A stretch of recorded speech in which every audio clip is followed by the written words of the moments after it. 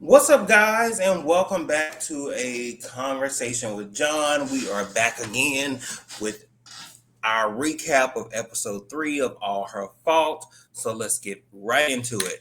So, boom, starting out on episode 3, we got Peter coming home, and Marissa is filling him in on everything that's going on, with them finding out that Anna actually knew Carrie in the whole ice cream shop situation of it all. So while they sitting there talking, they hear a knock at the door, and shout out to Cardi B. Of course, guess who? It's Anna at the door. And she is distraught, just sad. It's like, oh, I'm so sorry. I'm so sorry. Trying to apologize for not letting them know what was going on or that she knew Anna. And she was like, well, I just didn't want to get in trouble. And so she's like, Marissa and Peter are sitting there asking her questions um of like, what kind of conversations were you having with Carrie? And she was basically like, well, she was just asking me questions about Milo, like his favorite foods and different things like that. And she was asking me about the family. And I was like, y'all are a nice family and y'all live in a big house. She asked me about y'all going on vacations and was there an alarm system in the house, and about y'all having like working on like big $1 million deals and stuff like that. And so Peter was like, well, basically she was concerned about our money. And then she was like, yeah. And so then they heard another knock at the door, and it was the police. And Anna was like, well, y'all called the police on me. Call the police on me. And she started crying. And then Marissa was like, basically Marissa was like, well, bitch, you lucky that we called the police, otherwise I was gonna beat your fucking ass. That's the kind of energy that Marissa was giving to me. So the police start asking Anna a bunch of questions like, okay, so when is the last time you saw Carrie and all that? And Anna was like, well, I saw her when we all went to the Chicago Marathon. Peter was running the marathon, and me, Marissa, and Milo went to the marathon. And when they first got there, Marissa kind of walked off and left Milo and Anna. And Anna was like, Carrie had been saying, me and her had been talking. I told her we were going to the marathon. And she was like, well, I'll meet y'all there. And Marissa thought, well, there's so many people here, like, we're never going to see her. But then they ended up seeing her. So Carrie, Anna, and Milo, they went to go get Milo some apple juice. And so they're talking or whatever, and they walk away from the concession stand, but Anna leaves her phone. So Anna leaves Milo with Carrie and walks back to go get her phone from the concession stand. Now at this point, I'm thinking like, why didn't she bring Milo with her? But I guess she just trusted Anna at this point in time that she didn't think was going to happen. So when she got back to the concession stand and got her phone, when she turned around to go back to where she had left Carrie and Milo, they weren't there. So she kind of getting a little bit frantic, and she started looking around trying to see where they are. And then she sees them off in the distance, and there is Carrie arguing with some man, and he kind of pulls Carrie's arm, and she kind of jerks away, and the man kind of goes off. And so the police start, Detective Alcaraz is asking, well, did you see the man? And then Anna's like, well, no, I never saw him.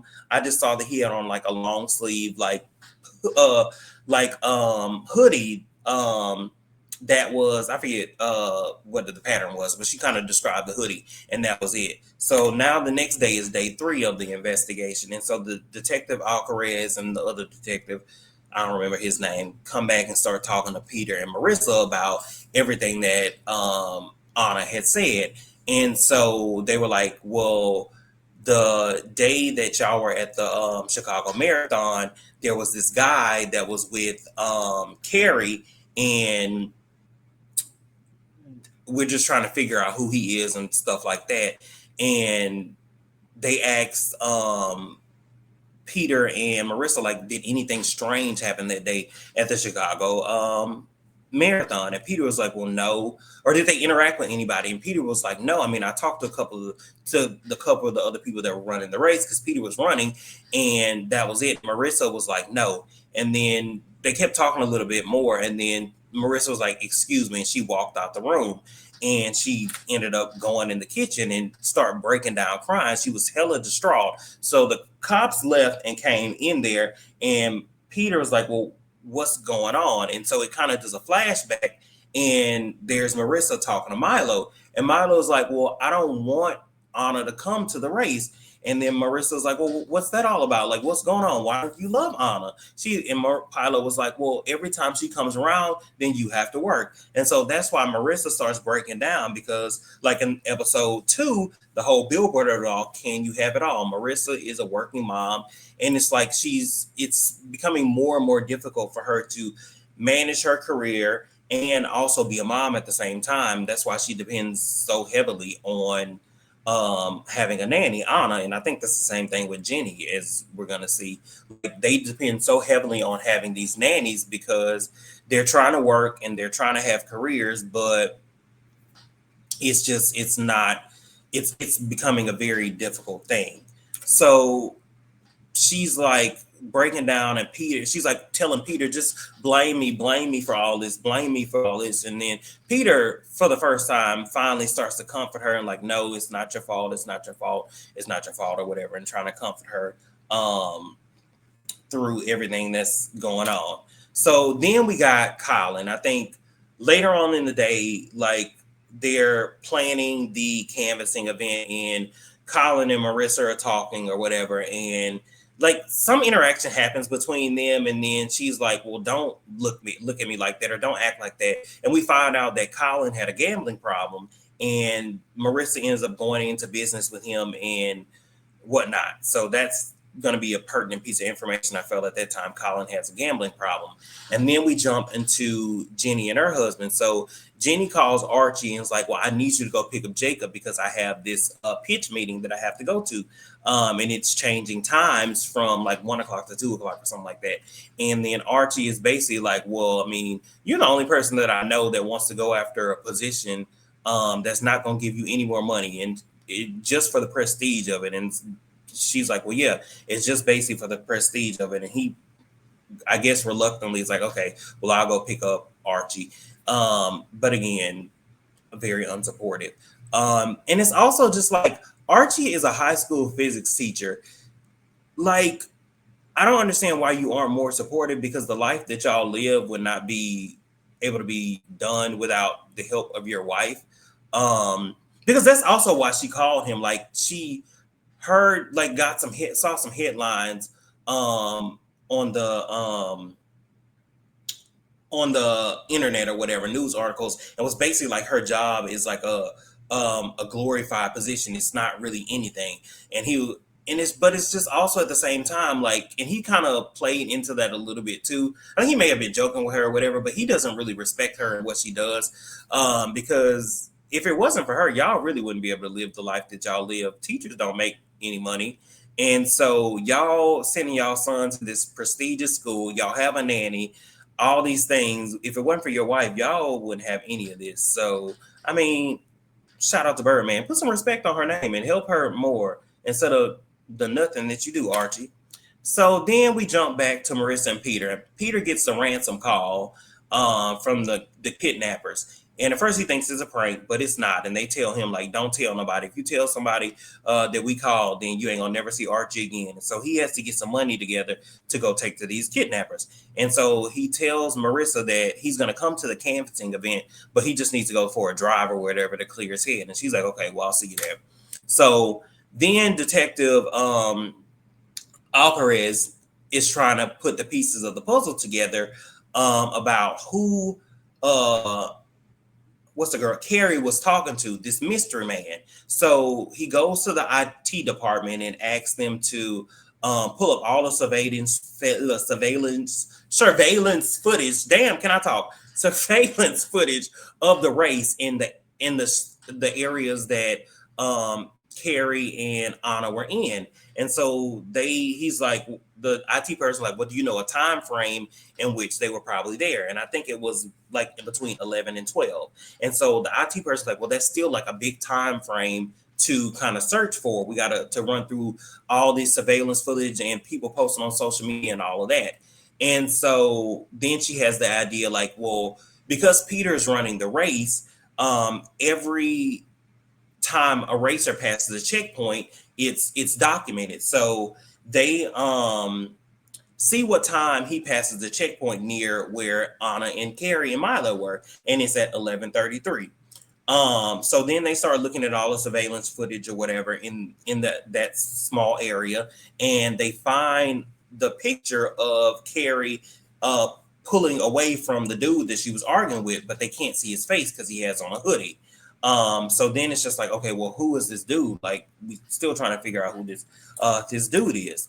So we go back to Marissa at the Camden event. And when she gets there, of course, who does she see? She sees Esther Shiesty. And like I said, from what was it, episode 1, I didn't like Esther, the way she was asking her questions when Marissa first came to her house. She kind of gave me, like, again, like I said, she got some shit with her. So of all people for Esther to be there, I mean, I guess because everybody in the city is looking for Milo, but it was just kind of weird. And her business donated all the refreshments and stuff for the canvassers. And Marissa brought up that point. It's like, oh, your business donated this? She was like, well, yeah, it's the least that I can do.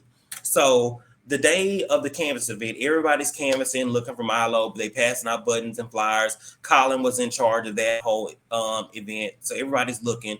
While they're looking, Peter's on the way to get the money for the ransom, and Leah and Brian are out canvassing, passing out flyers and buttons, and all of that.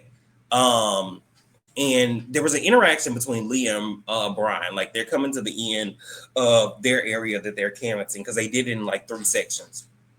And so Brian is disabled, and they're doing a lot of walking, and Leah kept asking him, like, are you okay? Are you okay? Are you okay? Because we're doing a lot of walking. And he's on those, he has a crutch or whatever. And he was like, yeah. And so at the end of it, she was like, well, you should go home. Or he decided he was going to go home and he was going to get an Uber.